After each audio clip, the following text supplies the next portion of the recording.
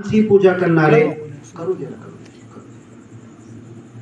करस पितरांची पूजा करणारे पितरांना जाऊन मिळतात. भूतांची पूजा करणारे भूतांना प्राप्त होत आणि माझी पूजा करणारे भक्त मला येऊन मिळतात. त्यामुळे माझे भक्तांचा पुनर्जन्म नाही. मी कोण, मी कुठून आलो, हा धरतीवर मी आलो तरी मला करायचे काय आणि मला परत जायचे कुठे. तुम्ही ऐकले होते का अमिताभ बच्चन कौन बनेगा करोड़पति सीरियल चालत होता ना. कोणी बनला का करोड़पति? जो टीम चलाती थी वो तो बन गए करोड़पति, लेकिन दुनिया का कोई माणूस नहीं बना. आमचे गुरु माता सुदीक्षा जी काय म्हणत आहे, कौन बनेगा ज्ञानपति. और एक दिन में पूरे विश्व के अंदर कितने लोगों को ये ज्ञान मिल जाता है, मुक्ति मिल जाती है. हरि मुख्य म्हणा पुण्याची गणना कोण करी. पंढरपूरला 10 वेळ मी गेलो, पाय चप्पल काढून गेलो. मला हरी भेटला का? हरी कुठे है? हरीचे चित्र आकार, हरीची मंदिर कुठे है? हरी कसा आहे? हरीची ओळख कशी आहे? हरिपाठ तुम्हाला माहित आहे ना.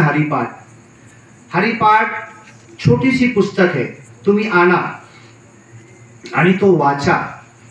हरिपाठ पुस्तक मध्ये लिहिला आहे तो निर्गुण निराकार आहे.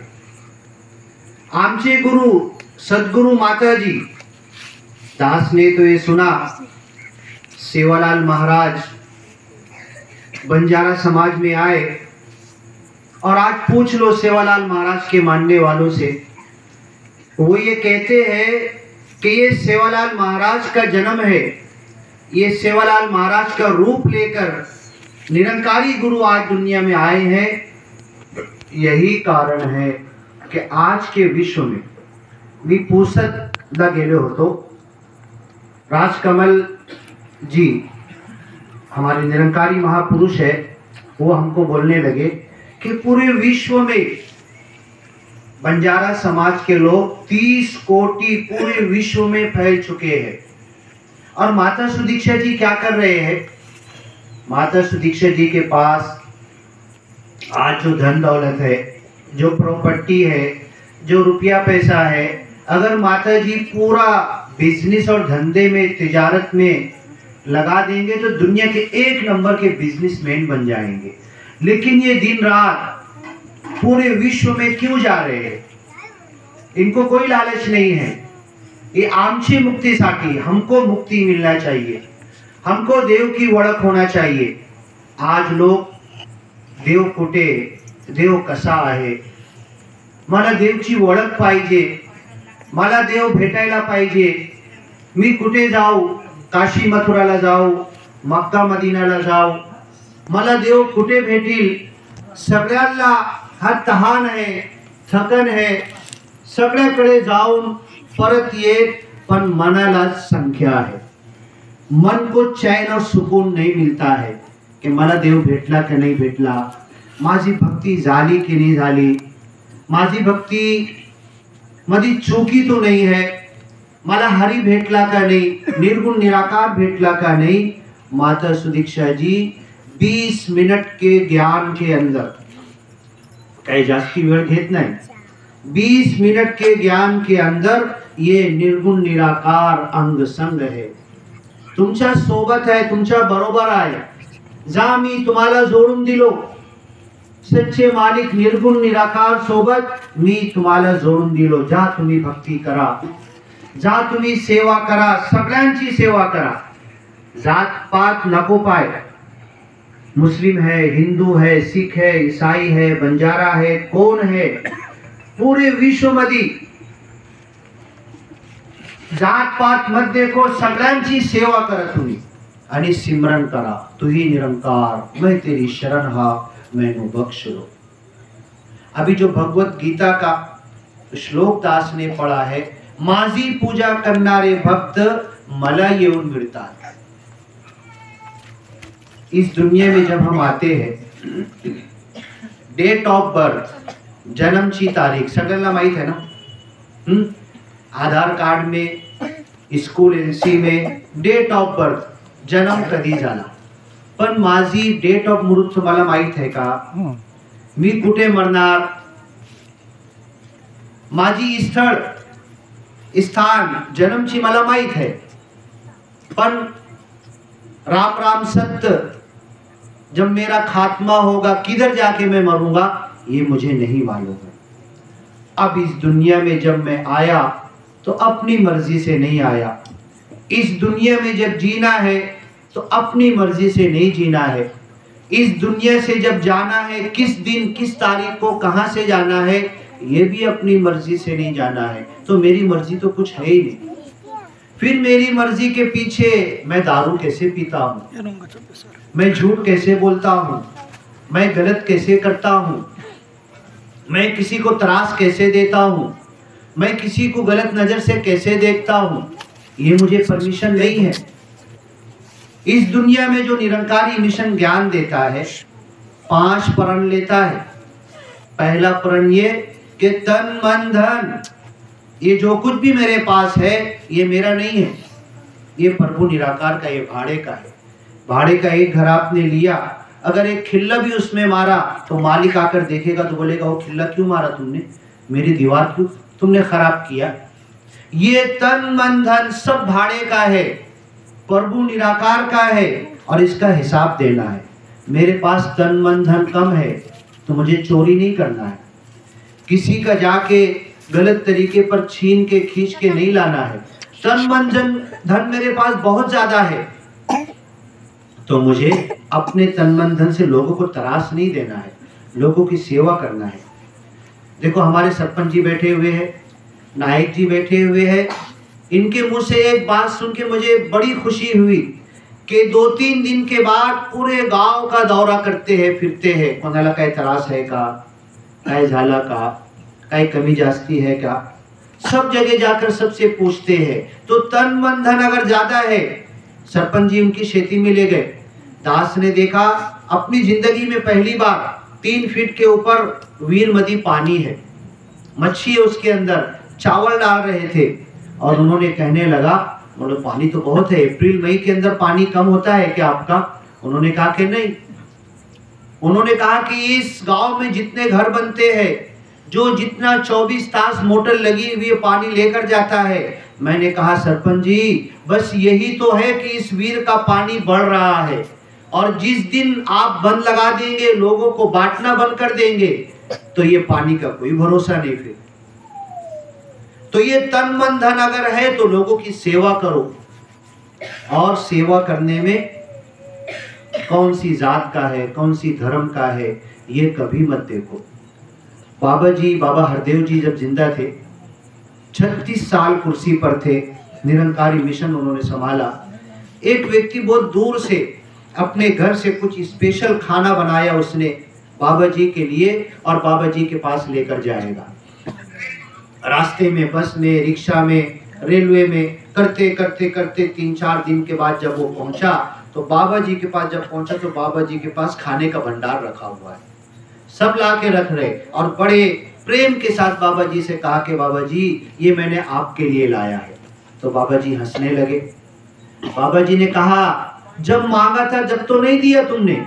अरे अब वो आदमी सोचने लगा बाबा हरदेव जी कब मांगे थे? हाँ मैं बस में आ रहा था, मैं रेलवे में आ रहा था, कोई भूखा था, कोई मांग रहा था, किसी को जरूरत थी, यहाँ पर तो इतने खाने रखे हुए हैं, मैं अगर वही दे देता तो बाबा हरदेव जी को वही मिल जाता। माता सुदीक्षा जी आज एक घर में गया दास इसी गांव के अंदर, तो हमारी बहन जी ने कहा इस लड़की का नाम सुदीक्षा है। मैंने कहा ये देखो, माता सुदीक्षा जी से मिलने के लिए हम 10 साल भी लगा दिए, पीछे पीछे भागते रहे, तो माता सुदीक्षा जी से मुलाकात नहीं। माता सुदीक्षा जी ने इतने गुरु पैदा कर दिए, छोटी बच्ची का नाम सुदीक्षा रख दिया गया। उस बच्ची के बदन में, उस बच्ची के आंग में जो रूह है, जो आत्मा है, वही आत्मा है जो माता सुदीक्षा जी के आंग में। काय वेगड़ी नहीं है। तो यही माता सुदीक्षा जी कहते हैं, यही निरंकारी गुरु कहते हैं कि तुम्हें अगर शरीर के पीछे मत भागो, बदन के पीछे मत भागो। बाबा हरदेव जी 36 साल थे, लोग उनका दर्शन लेने के लिए, उनको देखने के लिए, उनकी कार के करीब जाने के लिए लोग भागते थे। ऐसा भी हुआ लोग गिर जाते थे, जख्म लग जाता था, बाबा जी को ये कहना पड़ा। हरदेव वाणी के अंदर ये लिखा हुआ है, सदगुरु देह का नाम नहीं, सदगुरु होता ज्ञान है। सदगुरु को देह समझना भूल है, अज्ञान है। तो सदगुरु ये तो हमको ज्ञान दे दिया है। सदगुरु हमसे कहते हैं, मी माझी सोबत, माझा सोबत तुम्हाला नहीं जोडलो, निर्गुण निराकार देवा सोबत तुम्हाला जोडून दिलो। जा तुम्ही सत्संग करा, जा तुम्ही सेवा करा, जा तुम्ही सिमरन करा, तू ही निरंकार, मैं तेरी शरण हा, मैनू बख्श लो। ये सिमरन के बोल जो हम बोलते हैं, मैं तेरी शरण हा, ऐ मालिक मैं तेरे शरण में हूँ। आप पूछेंगे सलमान भाई तुम कहां पर हो, मैं बोलूंगा कुर्सी पर हूं, गलत, उत्तर गलत है। आप पूछेंगे हम कहां पर हैं, हम रायपुर तांडा के अंदर है, उत्तर गलत है। हमारा सिमरन इसका उत्तर दे रहा है, तू ही निरंकार, ऐ प्रभु निराकार, तू तो मेरे साथ है, तू तो मेरे अंग संग है, मैं तेरी शरण हा। मैं टेबल पे नहीं हूं, मैं कुर्सी पे नहीं हूं, मैं पलंग पे नहीं हूं, मैं रिक्शा में नहीं हूं, मैं बस में नहीं हूं, मैं पृथ्वी पर नहीं हूं। मालिक मैं तो तेरी शरण में हूं, मैं तेरे कब्जे में हूं, मैं तेरे कुदरत में हूं। और सिमरन ऐसे ही सोचकर करना है, तू ही निरंकार, मैं तेरी शरण हा, मैनू बख्श लो। नहीं, मुझे भूख नहीं लगी है, मुझे खाने की कोई जरूरत नहीं है, मुझे पानी की जरूरत नहीं है, मुझे औषध की जरूरत नहीं है। क्यों नहीं है? कि ऐ प्रभु निराकार, मैंने तेरा ज्ञान लिया है, तेरी वड़क ली है। जितने लोगों ने ज्ञान लिया जरा हाथ उठाएंगे तो ऊपर, निरंकारी ज्ञान, बहुत अच्छा, बहुत अच्छा, ठीक है, नीचे का। जितने लोगों ने ज्ञान नहीं लिया, ये बोलते हैं गाँव तो नया है ना, कितने महीना हुए सत्संग शुरू हुआ यहाँ पर? 2-4 महीने हुए, 2-3-4 महीना हुआ है। आप बड़े खुशकिस्मत हो, भाग्यशाली हो।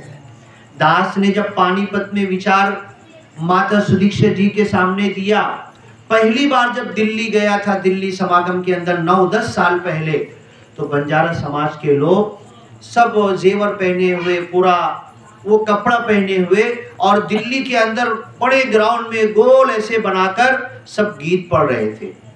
दास जाते थे, रुक गया, ये भाषा भी कुछ अलग है, कुछ समझ में नहीं आती, ये बोली का भी अंदाज कुछ अलग है, इनका गीत पढ़ने का भी अंदाज कुछ अलग है, कि पूरे 100-150 भाई बहन महापुरुष आजी सब जमा होकर एक साथ गीत पढ़ रहे हैं, एक आवाज में पढ़ रहे हैं। ये मन की भाव और भावना कैसी है, ये आवाज कैसी है। दास खड़ा होकर सुनने लगा।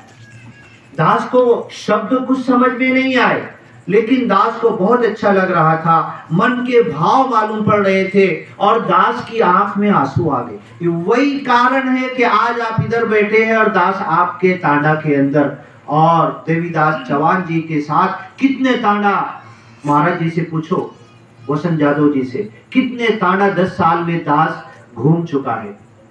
ये बंजारा समाज के लोगों का प्रेम है, मोहब्बत है। और सेवालाल महाराज ने जो कहा था, जांजो छांजो पच पांजो, हमें किसी की बात, तुमको सलमान भाई की बात नहीं मानना है, तुमको सेवालाल महाराज जी की बात मानना है। सेवालाल महाराज ने कहा, हमें अक्ल है, दिमाग है, सब कुछ है, हम गाय के चराने वाले हैं, गाय का स्पेशल शुद्ध दूध पीते हैं, हमको अक्ल है। हाँ, दुनिया ये कहती है कि भैंस का दूध पीने वाले बधिर हो जाते हैं, लेकिन हम तो गाय के चराने वाले, गाय का दूध पीने वाले। जांजो छांजो पच मांजो, इंसान क्या कह रहा है, कौन क्या कह रहा है, शब्द क्या है, अपनी अक्ल में लो, अपनी समझ में लो, उसके बाद पहचान कर मानो, अंधे बन के नहीं। किसको मानो? एकाला जाना, एकाला माना, एक हुआ। और हमारे सेवालाल महाराज भी कहते थे, वो एक कौन है? वो एक निर्गुण निराकार है। जगदम्बा देवी जी, ये भी वो भी यही कहते थे कि इस जग का चलाने वाला, पालनहार, पैदा करने वाला, माँ के पेट में सब कुछ देने वाला, माँ के पेट से आने के बाद दूध देने वाला और फिर बुढ़ापे तक, बड़े हुए तक इस दुनिया में सब कुछ देने वाली शक्ति अगर कोई है तो वो एक निर्गुण निराकार है। ये का रजाना, ये का लामाना, ये को। आज हम लोग यहाँ पर बैठे हुए हैं, पूरा गांव जमा है। कल इसके बाद